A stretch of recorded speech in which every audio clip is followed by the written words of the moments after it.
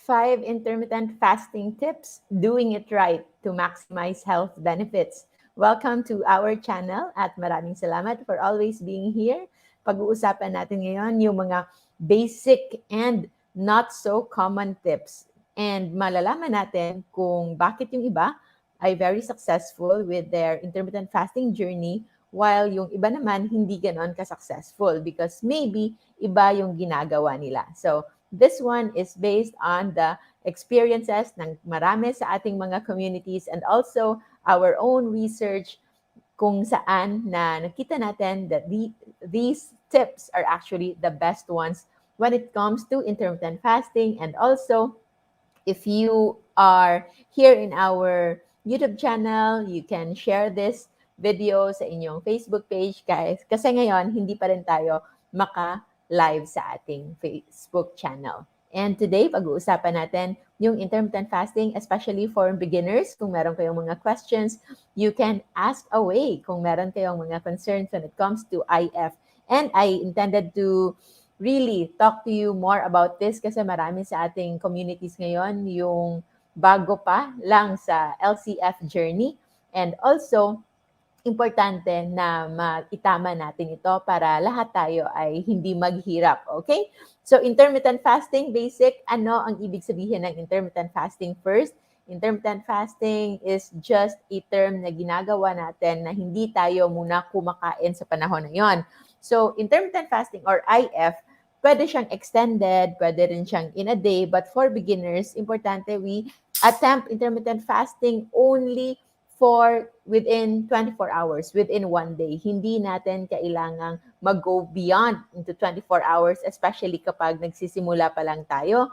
And yes, para sa mga meron ng dinaramdam, this one is actually even safe kahit meron kayong maintenance medications because this one, pwede ninyong makonsider kung ano yung mga inumin ninyo, ang inyong mga schedule sa araw-araw, yun yung ating pag-uusapan.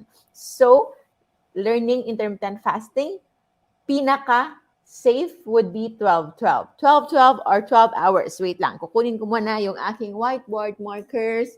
So, start yung pinaka-basic sa ating intermittent fasting would be schedules. Iba-iba yung mga schedules. For beginners, you can do 12-12. Okay? So, 12-12, ano ang ibig sabihin ng 12-12? The first part would be your fasting window, the FW, and the second part would be your eating window. So, yan. FW and EW. Fasting window, EW, 12 hours. At yung eating window naman, yung allowed kang kumain, this is also 12 hours. So, fasting window, dapat wala ka munang kinakain dyan na kahit anong anything containing calories. So, very basic, no calories or meron kasi mga 0 calories, di ba? 0 calories pero matamis. So, as much as possible, neutral lang. Neutral taste, hindi matamis. Avoid sweets because ang mga sweets, kahit pa 0 calorie yan, pwede yan magkaroon ng insulin and insulin impact sa ating katawan. So, 12 hours. So, for example, meron tayong orasan dito, a very, very beautiful plate. Ito, gagamitin natin. So, this one is plate, a very beautiful plate. So, for example, ano pa? Last kang kumain. Anong oras kayo kumakain? Tama ba tong plate na to? Parang hindi, no? Tama naman. So, for example, 7 p.m. ka ng gabi, ang iyong dinner, 7 p.m. your dinner. Yung next meal mo for the next day, 7 p.m. to 7 a.m. So, that's already a 12-12 schedule. Okay? So, kung nagawa niyo na yan ng matagal na, then maybe you can already move on sa ating second schedule. So, second schedule would be 14-10. So, paggawa mo ng inyong intermittent fasting schedule, dapat yung total nito is just 24 lang because we are just looking into 24 hours in a day, okay? Unless nasa ibang dimension kayo. So, 12-12, this is 24 hours. 14-10, so na-extend nyo na. 14 hours na yung inyong fasting window at yung eating window niyo ay nasa 10 hours na lang. So, for example, 7 p.m. yung inyong dinner, you can already have breakfast by 9. So, 9 a.m. 9 a.m. breakfast. So, this is already 14:10 schedule. Clear ba yan? Clear sa inyo? So, because 7 to 7, 12 hours, plus 1 hour, plus 2 hours, so that is already 14 hours. So, this is already 14:10 schedule. And then, pwede nyo ipagpatuloy yan, maybe 1 week or 2 weeks. And then, after that, kung feel niyo na mas kailangan nyo pang mag-fasting, mas meron kayong ilulose na weight o yung inyong fatty liver ay hindi pa rin nako-correct, then maybe you can improve your 14 hours into even longer. So, kung ready ka na dyan, maybe you can extend it even a little more. So, say for example, another 2 hours. So, kakain ka na ng breakfast by 11 a.m. So, by 11 a.m. na breakfast, that will already give you 16 hours. So, this is already a 16-8 schedule. Okay? So, a 16-8 schedule, usually marami nang nagiging regular when it comes to 16-8 schedule. Ito na yung minimum. And also, ito yung isang maganda din. Because with this schedule, it is also very flexible. Minsan, kung meron talagang panahon, although we don't advise for you to eat late, like say for example, yung dinner mo ay nasa 9 p.m. na dinner, you can still have 16 hours na parang hindi ganon ka sobra. So, by 9 p.m., so plus 4, so nasa 1 o'clock ng hapon. So, by 1 p.m., ay ikaw ay makakapag-eat na ng inyong first meal, and that is already a 16-8 schedule. So, that is a 16-8 schedule that is still allowed. Okay? And kung mas matagal, you can move it into 18-6. So kung 18-6, so we go back, for example, so we go back at 7 p.m. na dinner. So 7 p.m. na dinner. So plus math lesson, no? So if magagawin mong 18-6 yung inyong schedule, so this is 18-6 schedule, plus 6 hours. So 7, 1, 2, 3, 4, 5, 6 by 1 p.m. ng hapon. That is already 1 p.m. So that is already an 18-6 schedule. So usually, like ako, sanay din ako na 12 kumakain. Kung 12 ako kakain, so dapat, kung gusto kong ma-retain yung 18-6, I will try na yung dinner ko is an hour earlier. 'Di ba? Para matapos ko pa rin yung 18-6 na by 12, makakakain ako. So, I will move my dinner at 6 p.m. instead. Okay? Okay, klaro na tayo when it comes to basic of intermittent fasting at kung ano yung mga ibang terminologies. And for the sake lang of clarifying yung mga schedule, di ba? 14-10, 16-8, 18-6, pwede ring 24. Yung 24 actually, or 9, and as little as 19-5. 19-5. So 19 hours of fasting minimum, 20 hours up to 23 hours, that is already considered as OMAD. OMAD, okay? So ano yung OMAD? OMAD is 1 meal a day. OMAD is 1 meal a day, and hindi siya ganun ka-strict na isang meal lang talaga. Pwede siyang 1 meal, 1 large meal. Okay? Isang buong meal na sobra talaga yung mukbang type. You can have that. Or you can have 1 regular meal plus 1 light meal. Okay? Basta yung importante is pasok sila sa iyong eating window na 1 to 5 hours only in a day. Okay? So, para sa iba na kailangan mag-lose ng weight and kailangan ng reversal ng kanilang inflammation sa katawan ng medyo madalian, after you have adapted already, nagso-slowly transition na kayo, maybe in 1 to 2 weeks time, na konti-konti ninyong paitaas ang inyong fasting window, you can transition into OMAD. So, okay lang na mag one regular meal ka. Say for example, nung binuksan mo yung iyong eating window at for example, yung last meal mo is 6 p.m. ng hapon. So 6 p.m. So 6 p.m. yung inyong, saan na yung 6? Dito pala. 6 p.m. yung inyong last meal, LM. Okay? 6 p.m. So, makaka 19 hours ka by 1 p.m. Tama, no? By 1 p.m., 19 hours of fasting na yon. Okay? So, you have 1, 2, 3, 4, 5. For example, dito kakakain ng iyong large meal. Okay? Large meal mo yan.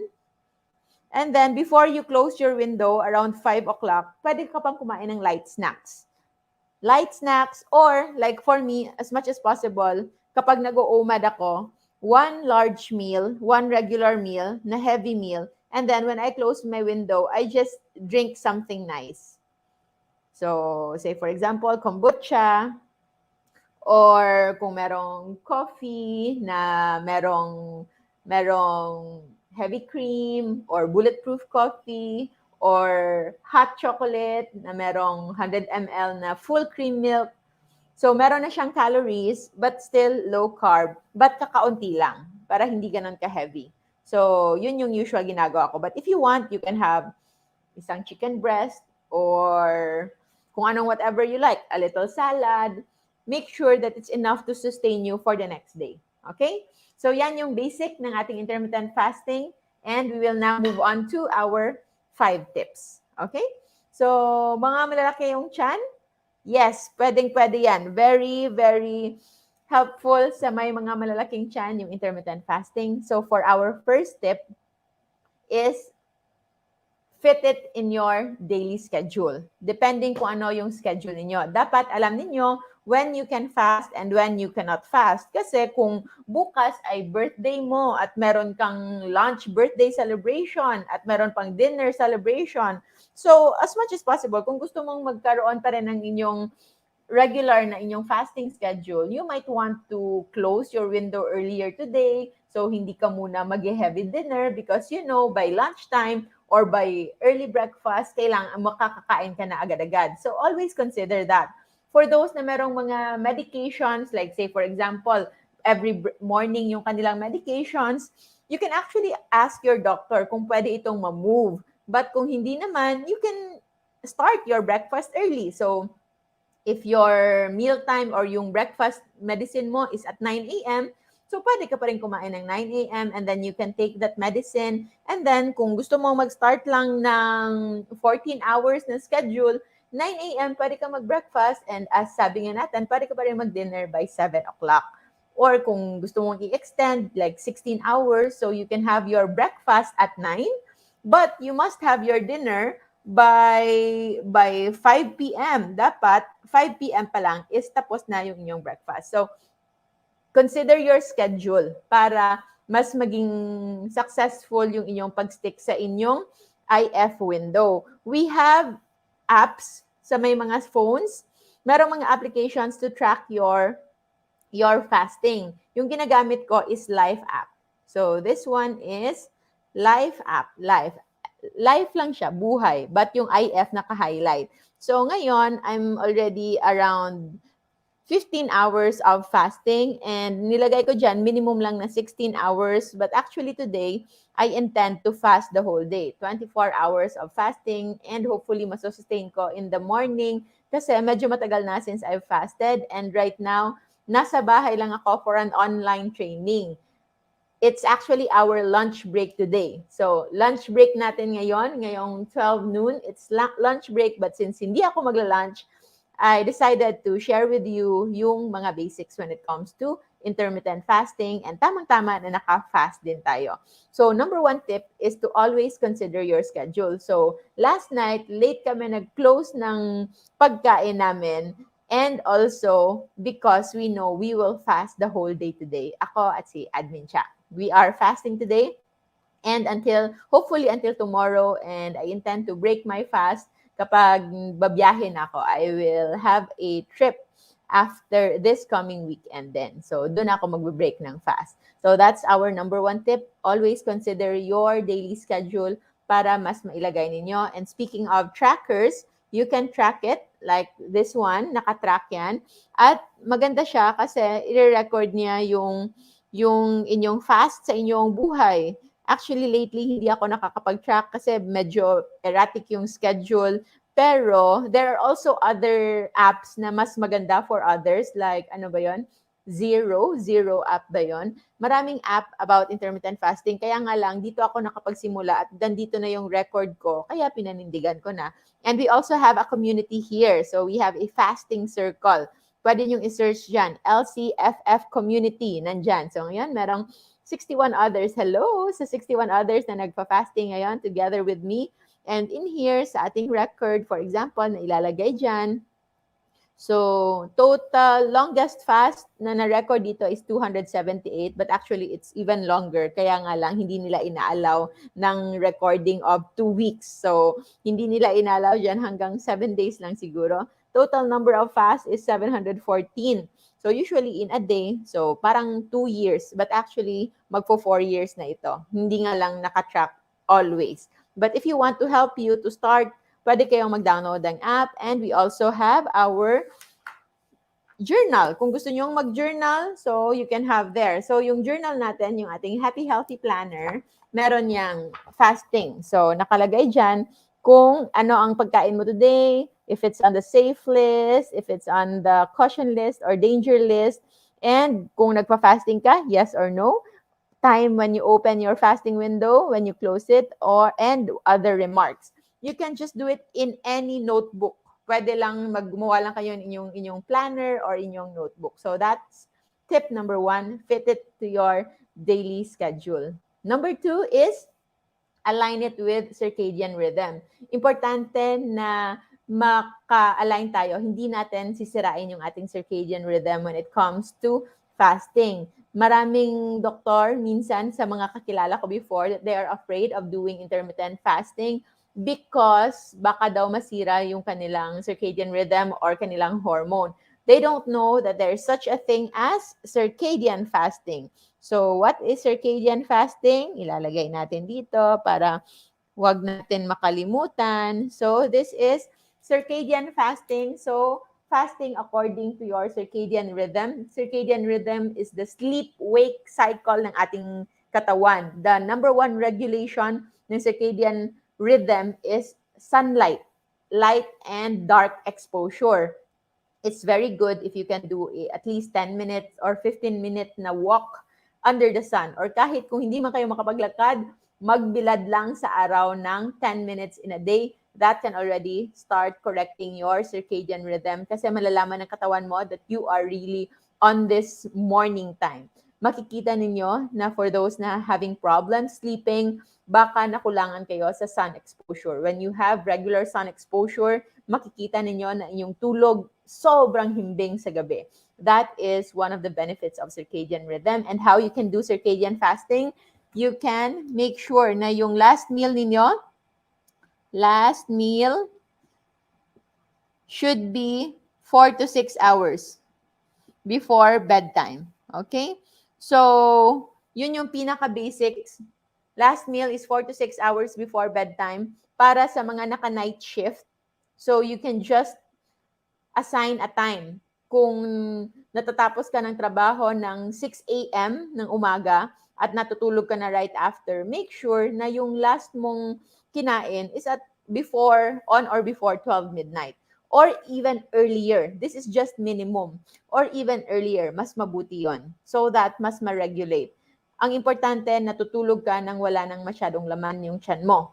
Because if you are eating late and matutulog ka na, your body will not be able to function on repair. Kasi when we sleep, hindi lang tayo basta natutulog lang, na nagre-rest lang yung muscles natin. We are actually repairing yung mga sira-sira sa ating katawan that happens on a day-to-day basis. Kahit gaano tayo ka-healthy, kahit gaano ka nag-a-avoid tayo ng toxins, but there is still those damages, micro damages as we live every day. So those damages, kailangan niyang ma-repair, and that happens when we are sleeping. At kapag busog tayo ng natutulog, then our body's capacity to heal, yung capacity niya to repair itself is very limited kasi yung blood flow, yung kanyang energy, nakafocus lang sa pag-digest ng pagkain. So, kung hindi naman kayo naka-night shift, so you can just have your last meal before sundown. Yun yung isa sa pinakamadaling isipin. So, before sundown, you can already have your last meal. And since nandito tayo sa Pilipinas, it's mostly 6 p.m. Okay? Meal before sundown. That is circadian fasting. Okay? Before, lagay natin, kasi iba, mga visual learners tayo. Iba talaga kapag nakikita natin.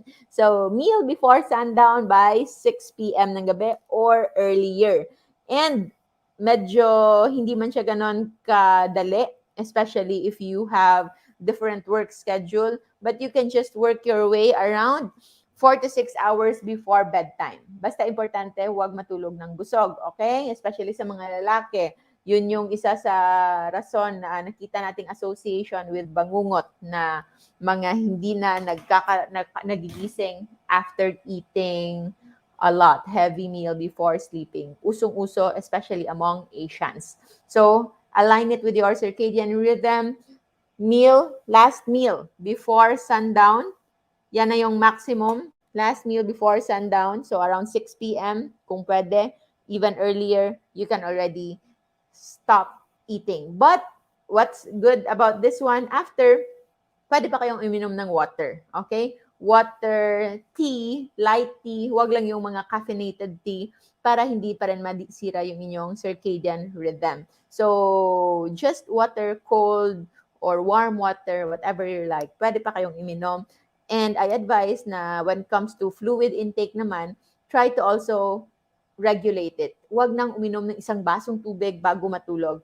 Try to limit your last water intake na bulk, yung maramihan, 1 to 2 hours before your bedtime para hindi na kayo magising para umihi. Kasi kapag nagising kayo para umihi, disrupted na naman yung tulog ninyo, hindi tuloy-tuloy. Sa simula, especially for those with diabetes or medyo inflamed yung katawan, it is somewhat given na ilang beses umiihi in the middle of the night, kahit pa nag-control na sila ng water intake at bedtime, kasi medyo inflamed pa yung katawan at marami pang sugar na kailangan eliminate. The increase in urinary frequency is one of our body's response and compensatory mechanism para maipababa yung blood sugar sa ating katawan. And hopefully, as you journey sa ating low carb and fasting journey, especially hi sa mga part ng ating masterclass, that's LCFM, so Low Carb Fasting Masterclass, sa lahat ng participants natin. I hope that by this time, especially yung nagsimula way back August last year, yung inyong frequency sa pag-ihi sa gabi, hindi na ganon kadalas because your body is already healing, wala na siyang inflammation, wala na siyang excess sugar na kailangan ilabas. And yes, initially, kung hindi pa kayo nagsimula at kakasimula nyo pa lang, na madalas pa kayong umihi in the middle of the night, twice, 3 times a day, 3 times per night, just be patient. Darating din tayo dyan. So that's the second tip for our intermittent fasting. Do it the circadian way. Circadian fasting para hindi masira yung ating circadian rhythm. Next would be doing a clean fast. A clean fast would mean really no calories. Kasi yung iba, nagfa-fasting pero umiinom ng kape, black na kape, pero may stevia, may erythritol. Yung iba, nagbo-bulletproof coffee. The bulletproof coffee is okay, especially if you are in keto, gusto mo talagang always in ketosis, but hindi siya fasting. So we just have to be clear with that. If you decide to take bulletproof coffee, consider it as part of your meal already. Hindi naman bawal, pero hindi na siya fasting. And this topic for today, we are prioritizing the health benefits of fasting. And when it comes to health benefits of fasting, it should be a clean fast. So ano lang yung pwede sa clean fast? The clean fast na walang gray area would be water, and then plain tea, hindi yung fruit teas, usually mga ano lang, mga herb teas. Teas, black coffee,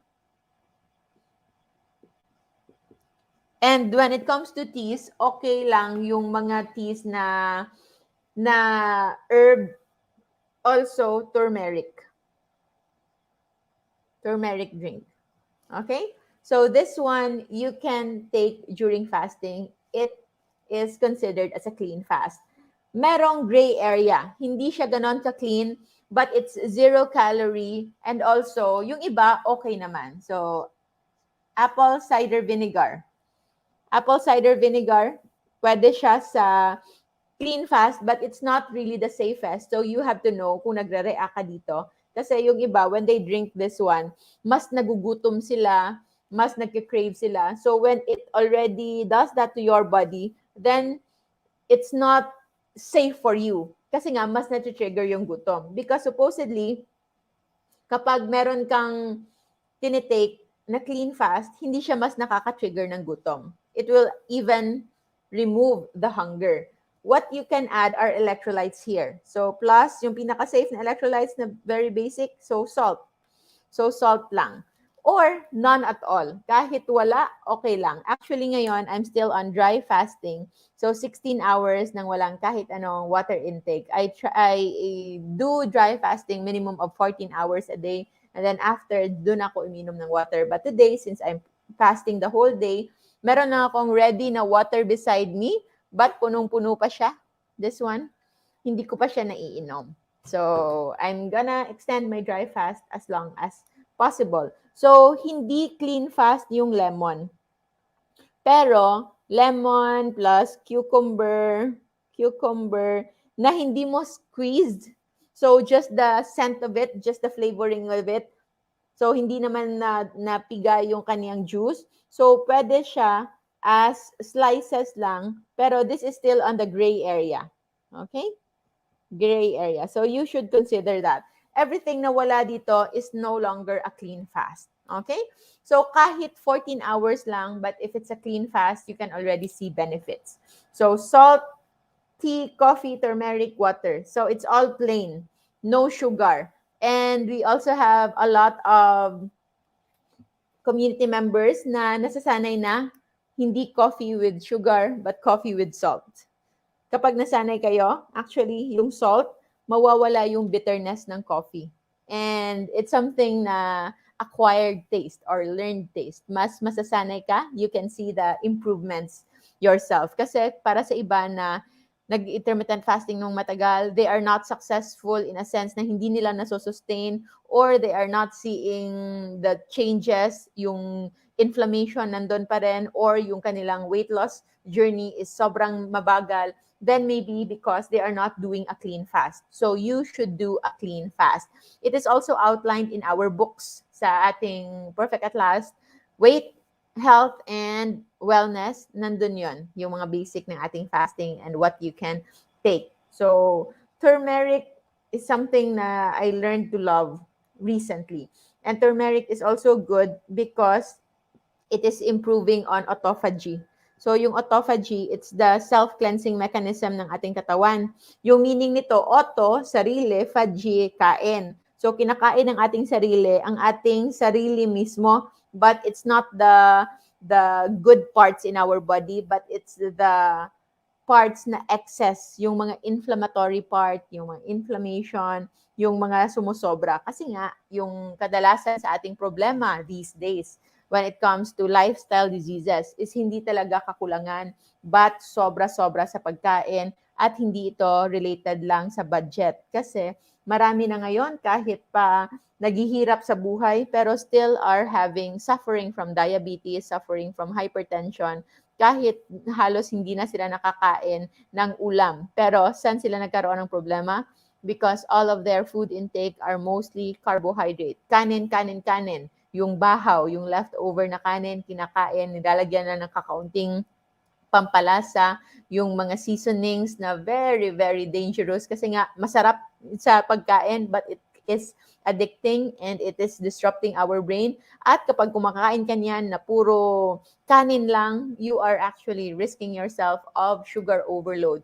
Kaya no wonder na kahit pa yung mga pinakamahirap sa Pilipinas ay meron pa ring diabetes. Kasi noong unang panahon, yung diabetes ay sakit lang ng mga mayayaman. But now, it's not the case anymore, especially na murang-mura na yung tinapay, mura na yung kanin, at yun na lang yung parating kinakain. What they don't know, if they remove that and if they choose to eat other foods na mura din pero mas masustansya at hindi nakaka-addict like isda or itlog, they will no longer crave food. Hindi na sila kailangan maggutom 3 times a day. Just 2 meals a day is already enough, if not more than enough. If yung inyong tiyan ay malaki pa din, then that is still stored foods na pwede pa nating i-let go. So, bilisan na natin. I think matatapos na yung break time namin. Ang bilis lang, no? So, next would be do a regular but irregular fasting. Anong ibig sabihin yan? So, for example, if you are doing 16-8 every day, so, yung katawan natin, minsan nagsiset yan, nagiging adapted at nasasanay na siya sa ganyang schedule. It is somewhat good, pero pwede na magkaroon ka ng dependency na a little change lang minsan. For example, nagkaroon ng holiday at hindi ka naka-fasting, bigla ka magbo-bloat because hindi na sanay yung katawan mo. So what is good is to actually regularly change your regular eating schedule. So, pero meron kayong window pa din. So, as a rule, just make it as a circadian fasting. Always have a minimum of 12 hours. And then you can already change it. So, actually, between 6 a.m. to 6 p.m., pwede kayong mag-change dyan. So, for example, Monday to Friday. So, for example, Monday to Wednesday. Okay? For example, kumakain kayo ng 10 a.m. until 4 p.m. So, that is already 18-6, di ba? This is already 18-6 schedule. And then, by Thursday to Saturday, pwede kayong mag-iba ng schedule. So, kung gusto nyo yung 18-6 pa din, pwede ibang oras. Like 12 noon to 6 p.m. Di ba? Pwede nyo ma-change yan. Or kung i-shorten mo naman to 16-8, you can eat as early as 10 a.m. until 6 p.m. So, yun, merong changes. And then Sunday, since usual natin na Sunday is family day. So, pwede kayong, on Sunday, for example, mag-14-10 ka lang. So, Sunday, since magluluto ka at ikaw yung titikim ng luto mo, you can start eating, say, for example, nagluluto ka na ng 8 a.m., di ba? And magla-lunch kayo ng family niyo by 12, meron kayong breakfast, and then meron pa kayong dinner at 6 p.m. So, you can still have multiple na different schedules para huwag masana yung katawan natin. At the very least, just follow circadian fasting kung kaya. Kung may mga special occasions, of course, medyo mahirap yan because most of the gatherings are late night na nangyayari. But have a minimum of 12 hours of fasting every day, okay? And for our last tip, kasi parang patapos na yung break time namin, break it properly, break it gently by eating right. And what do we mean by eating right? So that is by eating low carb. So eating low carb, anong mga nandyan? Nasa safe list of JGC Rojo food list. If you are watching in YouTube, you can search. Meron tayong video na ginawa dyan, JGC Rojo food list explained. At ina-explain natin kung ano yung nasa safe list, nasa caution list, and nasa danger list. You will try to update later the description para makuha ninyo yung link ng video na yon. Eat right, eat safe, so that mas masusustain ninyo yung inyong fasting schedule. Because if not, yung iba kasi, kapag kumakain sila, just because they've fasted, feeling nila meron na silang karapatan na kumain ng carbs, kumain ng cakes, uminom ng sodas, only to experience worse after. Because after you give in sa mga pagkain na yon, you will start craving and it will be hard for you to stick with your intermittent fasting schedule in the first place. So we are into sustainable kind of intermittent fasting. And I hope you learned something today. And for those na may questions, we may not be able to answer it all kasi nga meron akong online training ngayon. Kaya yan. Wala pa tayong ligo. But we are just here in the house para sa ating online training. And patapos na yung break time namin.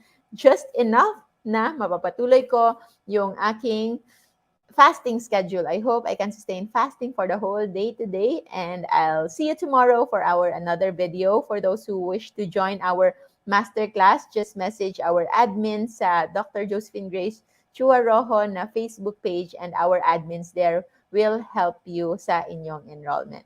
Maraming salamat, everyone. Always remember to stay low carb so that we all stay safe. Have a good day.